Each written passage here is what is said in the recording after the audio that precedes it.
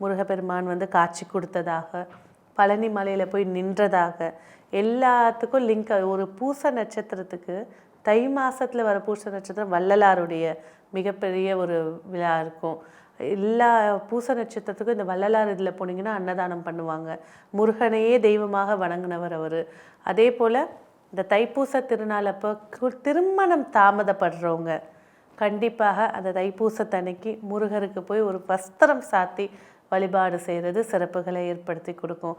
புத்திர தடை இருக்கக்கூடியவங்க இந்த இதில் போயிட்டு ஒரு அன்னதானத்துக்கு ஏதாவது ஒரு சின்ன உதவி பண்ணுறது. நீங்கள் தைப்பூசம் அந்த காவடி எடுத்துகிட்டு வரவங்கலாம் பாருங்கள், ரோட்டில் நின்றுட்டே இருப்பாங்க, தண்ணி பாட்டில் கொடுப்பாங்க, பிஸ்கெட்ஸ் கொடுப்பாங்க, எல்லாம் ஆனால் எல்லாத்துலேயும் விட ஒரு விஷயம் என்னென்னா வணங்குறது இறைவனை.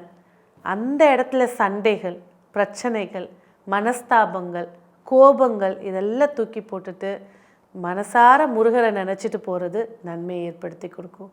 எப்போவுமே வந்து ஒரு விரதம் இருக்கிறீங்க அப்படின்னா நிறைய இடைஞ்சல்களை பார்ப்பாங்க. இந்த 48 நாள் விரதம் இருக்கக்கூடியவங்க தூக்கி போட்டுடலாம் இது விரதம், அந்தளவுக்கு உச்சக்கட்ட விரக்தியை கொடுக்கும். ஆனாலும் கடைப்பிடித்து அந்த முருகனை முழு நாமத்தை சொல்லி வழிபாடு செய்யக்கூடியவர்களுக்கு நிச்சயமாக வெற்றியை ஏற்படுத்தி கொடுக்கறது தான் இந்த தைப்பூசத்தோடைய விழா. தைப்பூசம் அப்படின்னாலே வெற்றி, அதான் அதுக்கு இன்னொரு பேர்.